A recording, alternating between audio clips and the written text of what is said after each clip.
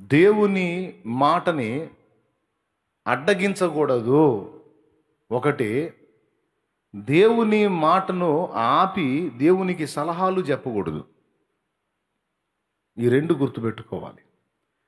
దేవుడికి సలహాలు చెప్పడానికి ట్రై చేయకూడదు, మనమే దెబ్బతింటాం. రెండవది, దేవుడు ఒక మాట చెప్పినప్పుడు, ఒక మాట తన దాసుని ద్వారా పలికించినప్పుడు అనుమానించకూడదు.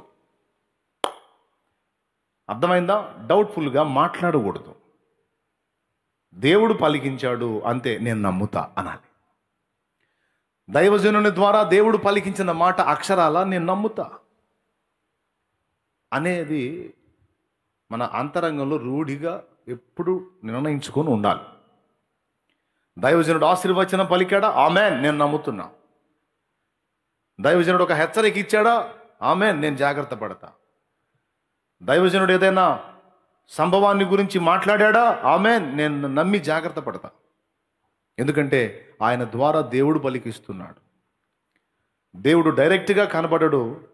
దేవుడు డైరెక్ట్గా నాతో మాట్లాడకుండా తన దాసులను, పూర్వకాలంలోనేమో ప్రవక్తలను, నేటి కాలంలోనేమో వాక్య సేవకులను, ప్రవక్తలను, ప్రభు అయిన యేసుక్రీస్తు వాక్కును తండ్రి వాడుకుంటున్నాడు. కాబట్టి నేను జాగ్రత్తగా దైవజనులను, దేవుని సంబంధులని గుర్తించి గౌరవించాలన్న భయం ముందు విశ్వాసగణం నేర్చుకోవాలి. ఎలీషా ఈ మాట పలికితే రాజు మౌనంగా ఉన్నాడు. కానీ రాజు ఇప్పుడు ఒక మాట చెబుతానండి, అన్నీ ఉన్నాకు అణిగి మణిగి ఉంటుంది, ఏమీ లే నాకు ఎగిరెగిరి పడిద్దని. రాజు అంతటోడు ఈ మాటను నమ్మి మౌనంగా ఉంటే పక్కన పనోడికి ఏం పని? కానీ అక్కడ ఉన్నటువంటి రాజు దగ్గర ఉన్నటువంటి, ఎవరి చేతి మీద రాజు ఆనుకొనునో ఆ అధిపతి, ఒక అధిపతి వెంటనే నోరు తెరిచి ఏమన్నాడో తెలుసా? యెహోవా ఆకాశమందు కిటికీలు తెరచినను, యెహోవా ఆకాశమందు కిటికీలు తెరచినను అలాగు జరుగునా అని, అట్ట జరిగిద్దా అని దైవజనునికి ప్రత్యుత్తరం ఇయ్యగా, ఆ దైవజనుడికి ఎదురు చెప్పాడు, వెటకారం చేశాడు, పెదవి విరిచాడు. ఇది జరిగిద్దా అని. అంటే లెక్కలేనితనం. ఏముందిలే అంటే ఏంది? దేవుని సంబంధి పలికినటువంటి మాట వీడికి ఎగతాళిగా ఉంది. ప్లస్ వర్ణన, దేవుడు ఆకాశం నుండి కిటికీలు తెరిస్తే మాత్రం అది జరిగిద్దంటాయా నువ్వు చెప్పేది? పావురపు రెట్ట అరపావు 5 రూపాయలకి కొంటున్నా గతి లేదు, దొరకట్లేదు. గాడిద తలకాయ 80 రూపాయలు. ఏముంది ఇక్కడ తినేదానికి? ఈ రోజు వరకు ఏం ఏమి తోయట్లేదు. రేపట్లోనే రేపు ఈ టైం కల్లా మారిపోయింది, ఇంత ఈ టైప్ వచ్చేసిందని మాట్లాడుతున్నావే, ఇది జరుగుద్దా అన్నాడు. నేను ముందు చెప్పాను, ఏం చెప్పాను? దేవుడు తన దాసుని ద్వారా పలికించిన మాట అనుమానించకూడదు. మొదటిది, దేవుడు ఒక మాట చెప్పినప్పుడు దేవునికి సలహాలు చెప్పకూడదు. దేవుడు నిన్ను అడిగితే చెప్పు, ఏం చేద్దామంటే ఏదో సలహా చెప్పు. అంతేగాని దేవుడు నిన్ను అడగకుండా దేవుడు నీకు ఒకటి చెబితే, దేవా అలా కాదు ప్రభా ఇలా చేస్తా అని దేవుడికి అడ్డు చెప్పావనుకో, దేవునికే నష్టం కాదు కానీ మనమే దెబ్బతింటాం. అందుకే ప్రభువు చిత్తము చొప్పున జరుగునుగాక, ప్రభువు దాసురాలను ఆయన చిత్తము చొప్పున జరుగునుగాక అన్నది మరియా. అందుకే దయాప్రాప్తురాలైంది. ఇది ఎలా జరుగును అన్నాడు జకర్యా. దేవుడు పలికించిన మాట నువ్వు నమ్మలా. నీ భార్య ఎలిజబెత్ గొడ్రాలుగా ఉంది, అయితే ముసలితనమందు ఆమె నీకు కుమారుణ్ణి గంటుంది అని యోహాను, బాప్తీసమిచ్చి యోహాను గురించి వాళ్ళ నాన్న జకర్యాకు దేవదూత ప్రత్యక్షమై మాట్లాడితే, మేమిద్దరం ముసలి వాళ్ళం, ఇది ఎలా జరుగుతుంది అని అనుమానించాడు, అడ్డు చెప్పాడు. డౌట్ పడ్డందుకు బిడ్డ పుట్టి వానికి నామకరణం చేసే ప్రాయం వచ్చేంత వరకు నీవిక మూగవాడైపోతావు అన్నాడు. నువ్వు దేవుని మాటను సందేహించినందున, బాగా వినాలి అందరూ కూడా, దేవుని మాటను సందేహించినందున ఇదిగో నీ మాట పడిపోతుంది. ఎప్పటిదాకా అంటే నీకు కొడుకు పుడతాడు, ఆ పుట్టిన వానికి పేరు పెట్టే ప్రాయంలోనికి వాడు వచ్చిన తర్వాత ఆ పేరు పెట్టే వరకు నువ్వు మూగవాడివై ఉంటావు అన్నాడు. జకరియా గొప్ప భక్తిపరుడు, నీతిమంతుడు, అయినా సరే అడ్డు చెబితే కోపం. అది కూడా దేవుడిచ్చిన శాపంగా, దేవదూత. చూడు, దేవదూత కూడా అధికారం ఉంది, మనం మర్చిపోకూడదు. అర్థమైందా? సరే, ఆ పాయింట్ పక్కన పెట్టేద్దాం. దేవునికి అడ్డు చెప్పటం కానీ, దేవుని వాక్కును అనుమానించటం కానీ, దేవుడికి సలహాలు చెప్పటం కానీ ట్రై చేయకూడదు. లోతో, నువ్వు త్వరగా నీ భార్య పిల్లలు తీసుకొని అదిగో ఆ పర్వతమునకు వెళ్ళు, నిన్ను కాపాడుకుంటాను, నువ్వు వెళ్ళిపోతే ఆ తర్వాత ఈ సొదొమ గొమొర్రా మొత్తం 5 పట్టణాలు నేను నాశనం చేస్తాను, నువ్వు వెళ్ళు అని దేవుడు మాట్లాడితే లోతు అంటాడు, అయ్యా ఆ పర్వతం కాదు, ఇదిగో ఈ ఊరు చిన్నది, సోయరు, ఈ ఊరు చిన్నది, నేను దానిలోకి పోయి బ్రతుకుతాను, నా కొరకు దాన్ని ఆపు నాయనా, దాన్ని నా కొరకు ఉంచు, నన్ను బ్రతకనిమ్ము అంటాడు. అది లోతు చేసిన మరో పొరపాటు. అంతకుముందే పొరపాట్లు చేశాడు, ఇది ఒక గొప్ప పొరపాటు అయిపోయింది. లోతు జీవితానికి ఒక మాయని మచ్చ తెచ్చిన పొరపాటు అయిపోయింది, దేవుడికి సలహాలు చెప్పడానికి ట్రై చేయటం వల్ల. ఎందుకు చెప్పనా, సోయరు అనే ప్రాంతానికి వెళ్ళాడు. బెల అన్న సోయరు అన్న ఒకటే. అప్పటిదాకా ఇక్కడ సొదొమలో ఉన్నప్పటికీ పిల్లలు దెబ్బతినకుండా వాళ్ళని కాపాడుకున్నాడు. భార్య బిడ్డల్ని తను మొత్తం 4 కలిసి వెళ్తా ఉన్నారు. సొదొమ గొమొర్రాల మీద, చుట్టుపట్ల ఉన్న పట్టణాల మీద దేవుని ఉగ్రత మండుతుంది. ఆకాశం నుండి అగ్ని గంధకాలు కురుస్తున్నాయి, మొత్తం ఈ పట్టణాలు తగలబడుతున్నాయి. దేవుడు ముందే చెప్పాడు, లోతు వెళ్ళేటప్పుడు నువ్వు, నీ భార్య, నీ బిడ్డలు ఎవరు వెనక్కి తిరిగి చూచినా వారి నాశనమునకు వారే ఉత్తరవాదులు, నాకు సంబంధం లేదన్నాడు. వాళ్ళు వెళ్తా ఉన్నారు. ఈ పట్టణాల మీద దేవుని ఉగ్రత మండుతుంటే లోతు భార్యకు ఉదారం ఆగక ఏం జరుగుతుందో చూద్దామంటే లోతు గద్దిస్తున్నాడు, మాయ్ వెనక్కి చూడొద్దు, దేవుడు ఏం చెప్పాడు, పద ఎదురు చూడు, ముందుకు చూడు, పద అని లోతు కేకేస్తున్నాడు. నువ్వు చెబితే నేను వినాలా? నేను విన్నో. పడిద్రం. నాశనానికి ముందు గర్వం, పడిపోవుటకు ముందు అహంకారం గల మనసు నడుచునని రాయబడి ఉంది.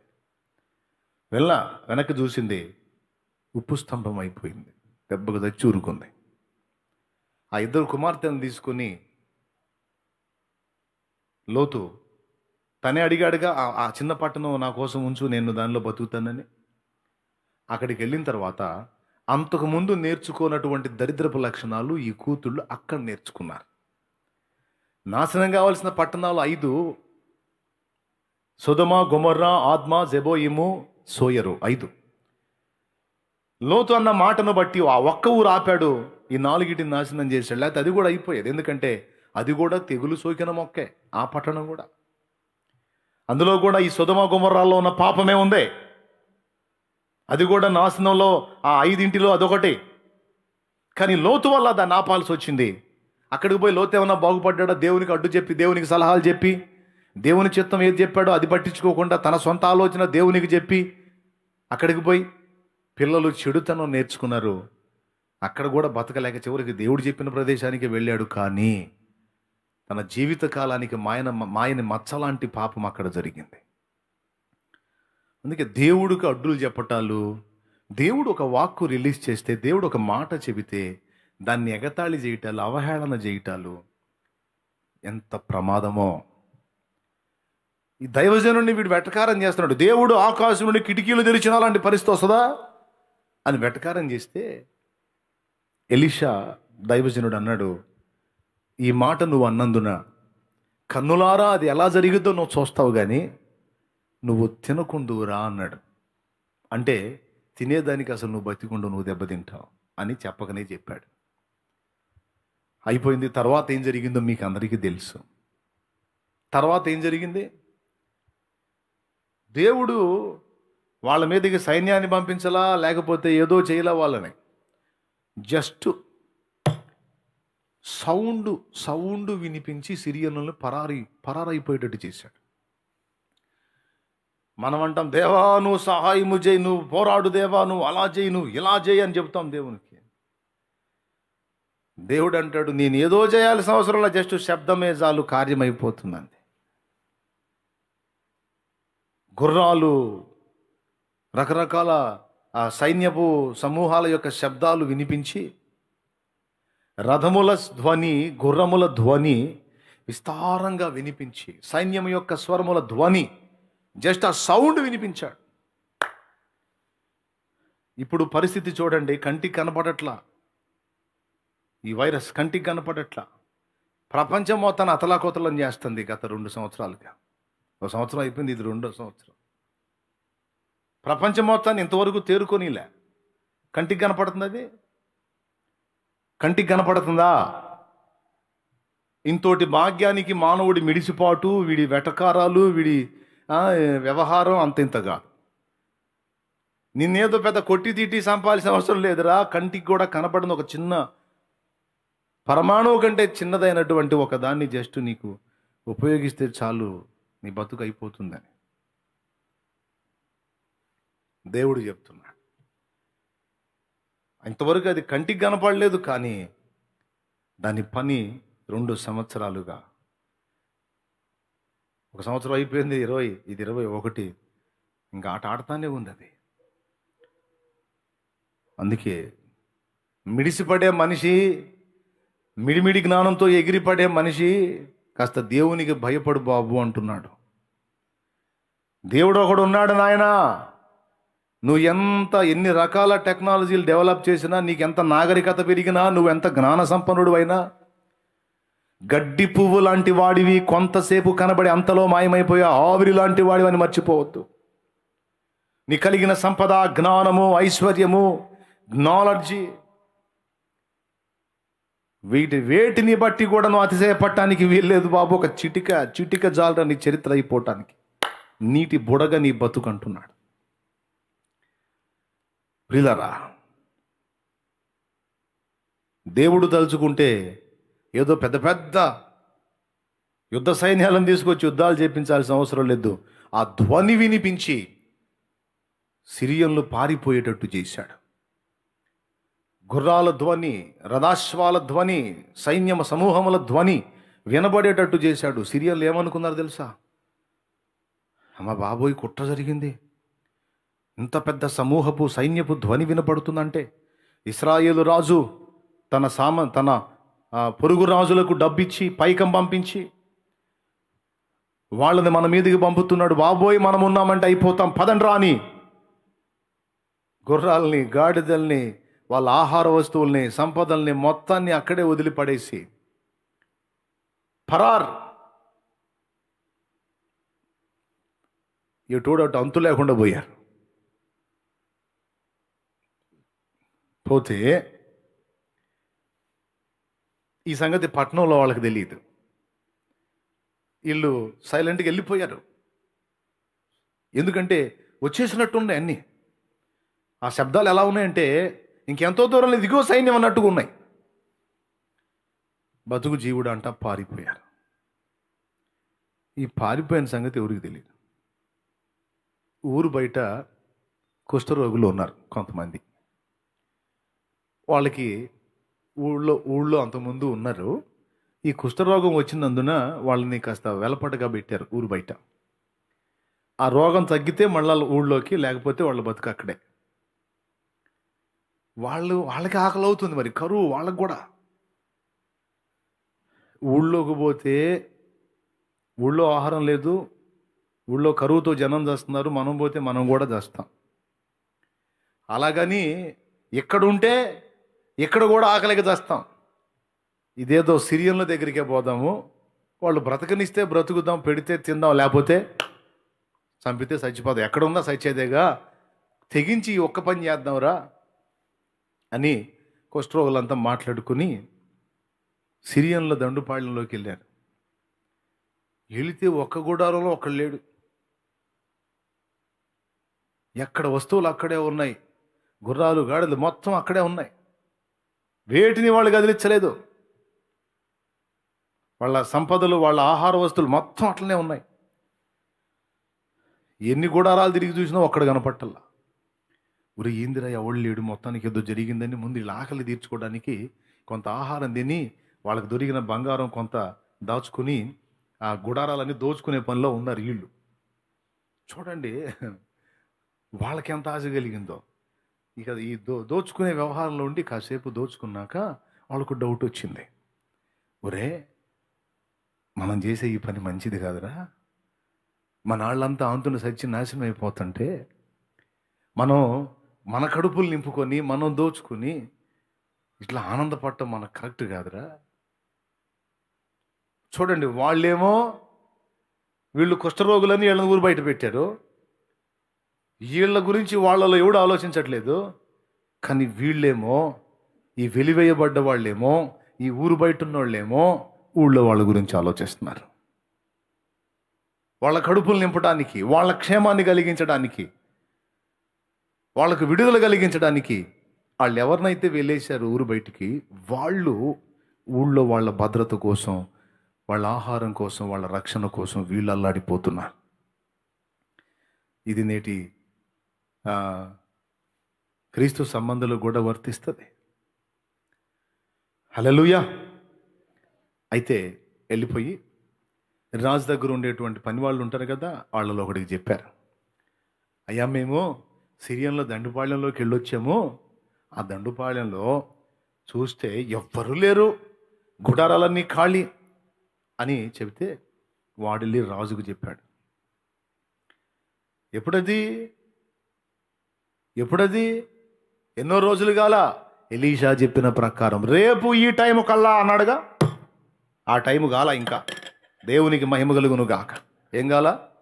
ఆ టైము గాల. ఇంకా రాజు పగలబడినవి, ఈ సిరియన్లు చూసావా ఎంత కుట్ర బన్నారో, మనం ఎంతకీ బయటికి రావట్లేదని వాళ్ళంతా పారిపోయినట్టు నటించి దూరంగా పొలాల్లో దాక్కున్నారు, మనం పోతే ఇప్పుడు మన మీద పడతారు అంటే, ఆ రాజు దగ్గర ఉండే ఒకడన్నాడు, కరువుతో ఎంతోమంది దెబ్బతిన్నారు, ఇంకా ఇటనే ఉంటే ఇంకా కొంతమంది పోయేటట్టున్నారు, ఈ పోయినాళ్ళతో లెక్కేసుకుంటే ఇంకొక 5 పోతే ఒక నష్టమా?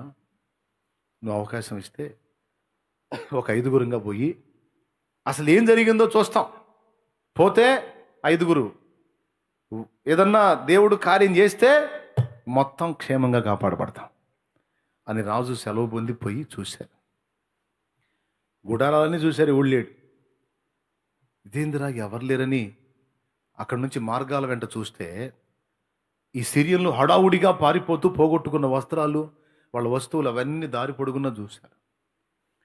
చూసి సంబరపడి, యెహోవా మన కొరకు గొప్ప కార్యము చేశాడో, దేవుడు బలమైన కార్యం చేశాడు, సిరియన్లు పారిపోయారు అని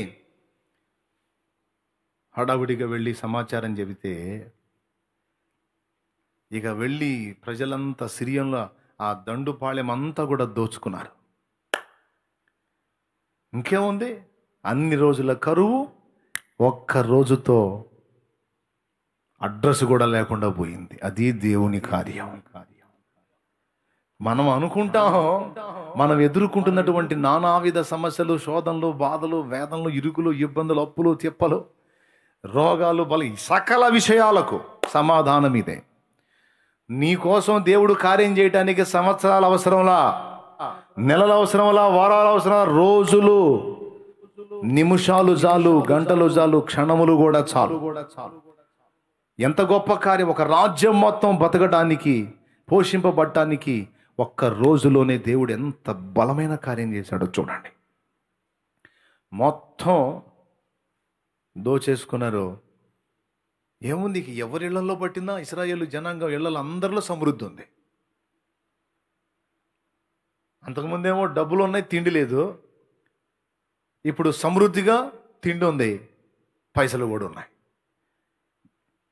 అవన్నీ దోచుకొచ్చి ఆ వీధుల్లో, సంత వీధుల్లో పెట్టి, రావాలి బాబు ఎవల పిండి, రావాలి బాబు సన్నని పిండి, రావాలి బాబు ఎవలో అని కేకలేస్తుంటే, మేము తెచ్చుకున్న లేవో అనుకుంటా పోతున్నారు, ఎవడు కొంటల్లా.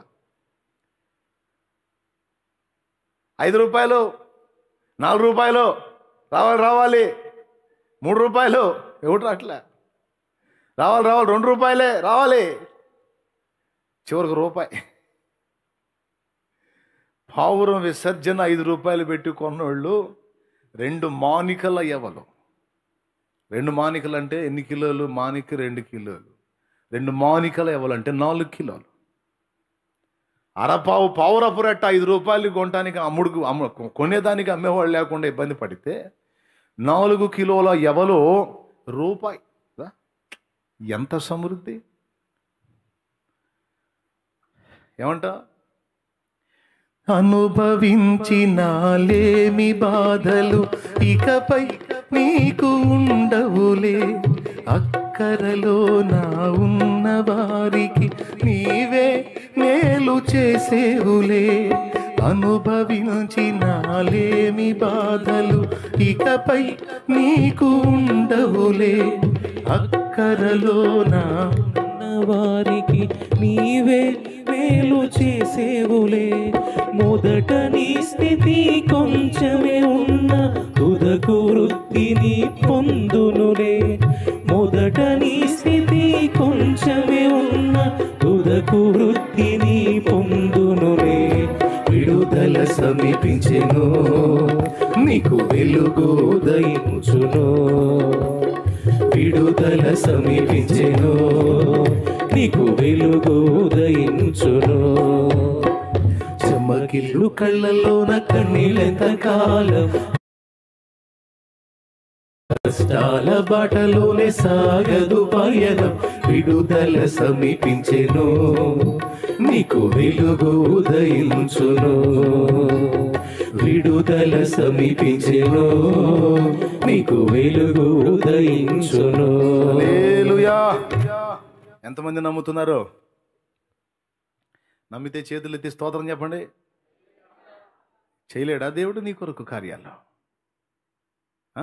చేయలేడా నీ కొరకు దేవుడు అద్భుతాలు? దేవుడు మారాడా?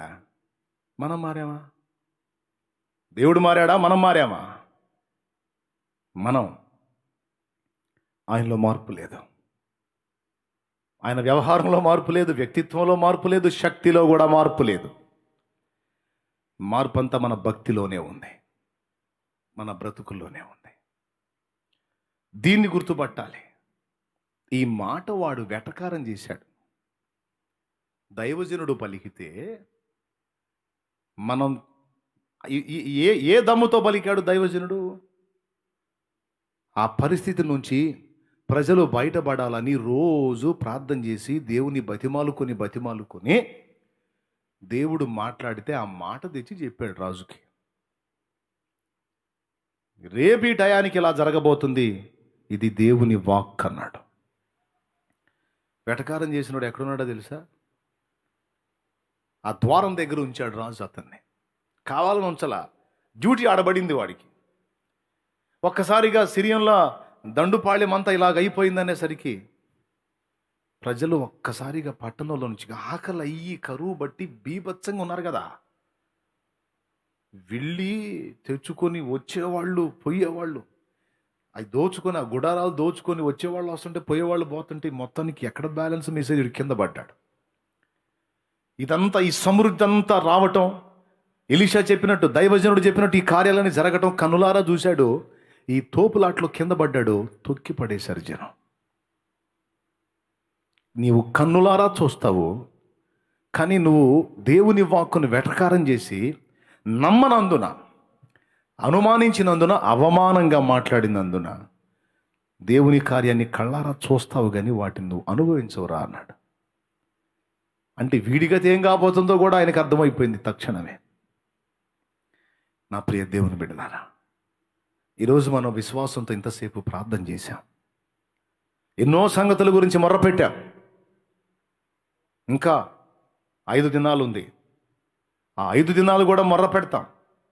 నేను నమ్ముతున్నా దేవుడు తన బలమైన బాహు చాపి గొప్ప కార్యాలు చేయబోతున్నాడు. ఒక కరోనా సమస్య మాత్రమే కాదు, ఈ ప్రార్థనలో ఏకీభవించి, ఈ ప్రార్థనలో కన్నీరు విడిచి మొర్ర పెట్టినటువంటి బిడ్డలు, కాచుకున్న బిడ్డలు, కనిపెట్టుకున్న బిడ్డలు అందరి జీవితాల్లో దేవుడు తన బలమైన కార్యాలు జరిగిస్తున్నాడు. నమ్మిన వాడే దీన్ని స్వతంత్రించుకుంటాడు. సందేహించిన వాడు, అనుమానించిన వాడు ఏమీ పొందకపోగా నష్టపోతాడు. దేవుడు ప్రేరణ ఇవ్వకుండా, ఆయన ఆలోచన నాకు తలంపు కలిగించకుండా నేను ఈ పనికి పూనుకోవాలా. అందరితో పాటు నేను అన్నట్టు కాదు. దేవుడు స్పష్టమైన ప్రేరణ కలుగజేస్తేనే ఆ ప్రేరణ ప్రకారం ప్రయాణం చేయటానికి నేర్చుకుంటున్నా, సాధన చేస్తున్నా. 7 దినాల ప్రార్థన, అందులో భాగమే ఆయన అనుగ్రహించినటువంటి ఆలోచనను బట్టి చేసిన ప్రార్థన, మొదలుపెట్టిన ప్రార్థన.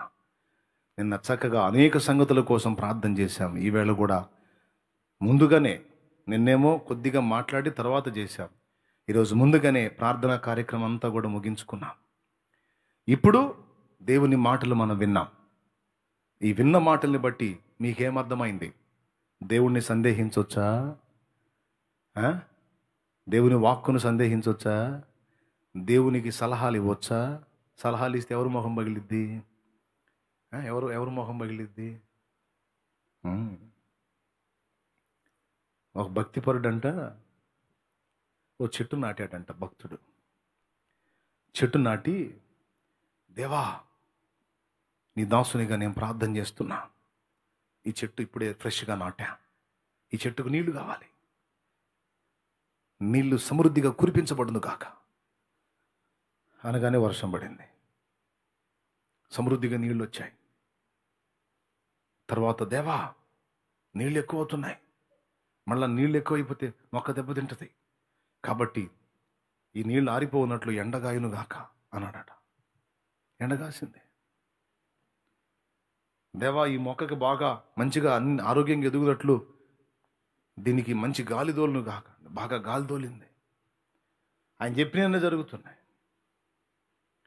చివరికి చూస్తే మొక్క ఎండిపోయింది.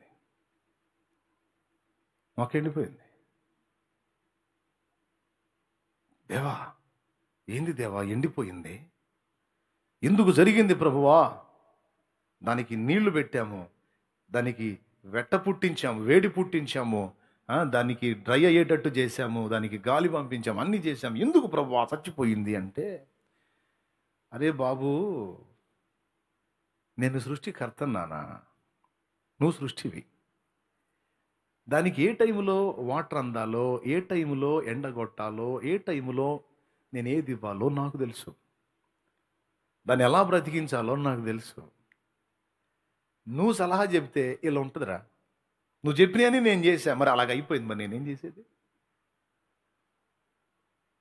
జస్ట్ సింపుల్ ఎగ్జాంపుల్ అనమాట. నువ్వు చెప్పినవన్నీ నేను చేశా, నా తలంపులు మీ తలంపుల వంటివి కాదు, నా త్రోవలు మీ త్రోవల వంటివి కావు అన్నాడు. దేన్ని ఎలాగా ఉనికిలో ఉంచాలో, దాన్ని ఎలా పెంచాలో, పెద్ద చేయాలో, దానికి ఎప్పుడు ఏమి ఇవ్వాలో అన్ని దేవునికి తెలుసు. అందుకే దేవుని సన్నిధిలో దీన మనస్కులమై దేవుని కొరకు కనిపెట్టుకొని ఆయన సమయ ప్రకారం సమస్త కార్యాలు నెరవేర్చువాడై ఉన్నాడు గనుక ఆత్రపడి దడ పెంచుకొని, ఆయాసం పెంచుకొని గందరగోళం కాకూడదు. పెళ్లి చేసిన దేవుడు పిల్లల్ని ఇస్తాడు. గందరగోళం అయిపోయి ఏవేవో అయిపోయి ఆవేశపడకూడదు. ఇస్తాడు. స్తోత్రం. అప్పులు కావటానికి అనుమతించిన దేవుడు అప్పులు తీర్చేస్తాడు. ఎట్ట తీరుస్తాడు అన్నయ్య? అసలు ఏ దారి కనపట్లేదు అన్నయ్య, అన్ని దారులు అవునా, ఏం చేద్దాం పాపం. మరి ఏ దారి కూడా దేవుడు చూపించడానికి కూడా దేవుడికి కూడా మరి ఐడియా లేదు. మరి ఏం చేద్దాం? అంతగా అన్ని ప్యాక్ అయిపోయినాయి. మరి దేవుడు కూడా గందరగోళం అయిపోయి నెత్తికి ఇరుకుంటున్నాడు. దేవుడు ఏం చేయాలబ్బా ఈ బిడ్డ విషయంలో అని. దేవుడు కన్ఫ్యూజ్ అవుతాడా? దేవుడు గందరగోళం అవుతాడా? అర్రే ఇట్టయింది ఏందని దేవుడు నెత్తికి ఇరుకుంటాడా? నీ ముఖం నా ముఖం, మనం దారులు అనుకున్నవన్నీ మూసుకుపోయి ఉండొచ్చు, కానీ దేవునికి ఇంకా అనేక ద్వారములు నీకు సహాయం చేయడానికి తెరవబడే ఉన్నాయి. గట్టి కూడా చప్పట్లు కూడా దేవుని మయంపరచు. దేవుడు నీకు సహాయం చేయడానికి ఇంకా అనేక ద్వారములు దేవునికి తెరవబడే ఉన్నాయి. అలా చేయడాన్ని నువ్వు ఎలా చెప్పగలవు? ఇప్పుడు ఊహించామా ఇంత కార్యం చేస్తాడని దేవుడు? జస్ట్ గుర్రాలు రథాలు ఆ సౌండ్ వినిపించి వాళ్ళని తరిమి వీళ్ళకి సమృద్ధి ఒక్క రోజులో ఇప్పించాడు. ఇంత కార్యం చేసిన దేవుడు మనకున్నటువంటి ప్రతికూల పరిస్థితుల్లో ఒక్క దినమందు తొలగించడా? నువ్వు ఏ సమస్య చెబుతావో నాకు తెలియదు, అది గొప్పదైతే నీకు కావచ్చు, కానీ నాకు కాదు, నా దేవునికి కాదు. గొప్పదైతే నీకై ఉండొచ్చు, లేదా మనిషిని కాబట్టి నాకు కూడా అవుతుండొచ్చేమో, కానీ మన దేవునికి కాదు.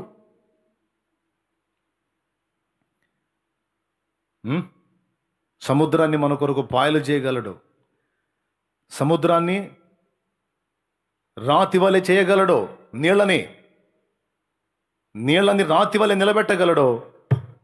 ఆయన తలుచుకుంటే రాతి నుండి నీటిని రప్పించగలడు.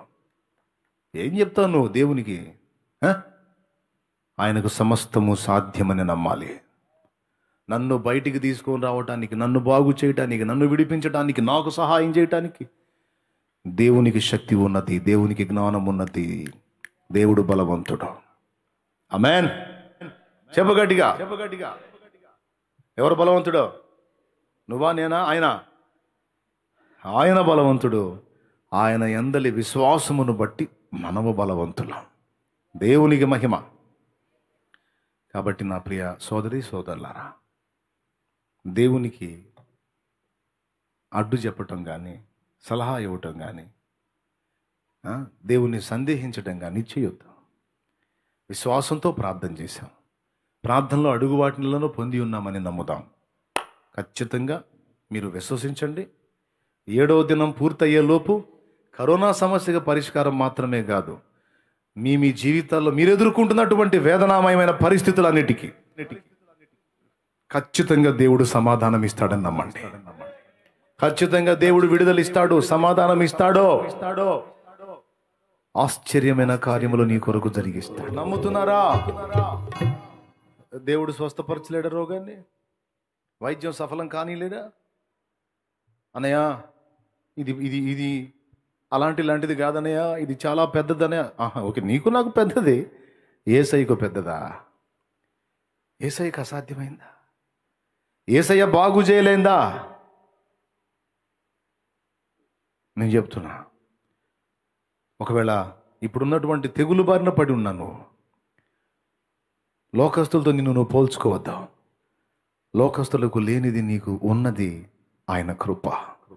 వాళ్ళకు కూడా ఉంది, వాళ్ళు గుర్తుపడితే, ఆ కృపను గుర్తుపట్టి ఆశ్రయించగలిగితే వాళ్ళకు కూడా ఉంది. కానీ వాళ్ళు లక్ష్య పెట్టరే. చింతద చిన్న పులుపు జావదన్నట్టు పెడద్రం మారదే, మొండి వైఖరి మానుకోరే. అందుకే వారితో నిన్ను పోల్చుకొని అయ్యో వాళ్ళలాగా వీరిలాగా నేను అలాగేనేమో అనుకోవద్దు. వాగ్దానము నీకుంది. నీ కుడి ప్రక్కన 1000 మంది పడినను, ఎడమ ప్రక్కన 10,000 మంది కూలినను అపాయము నీ యొద్దకు రాదు అన్న మాట మర్చిపోవద్దు. విశ్వాసముతో ఆ వాగ్దానం స్వతంత్రించుకో. లోపాలుంటే దిద్దుకో. దేవుని సందేహించొద్దు, దేవునికి సలహాలు ఇవ్వద్దు. దేవుని పాదాలు ఆశ్రయించి ఆయన చిత్తము చొప్పున నడుచుకోవటానికి నిన్ను సిద్ధపరచుకో. నువ్వు పడక మీద ఉన్నా సరే, దేవా ఇదిగో నేను సిద్ధంగా ఉన్నాను తండ్రి, నీకు స్తోత్రమయ్యా, నాకు కృపనివ్వు, నేను లేచి నీ పని చేయాలి, నీ చిత్తము నెరవేర్చాలి.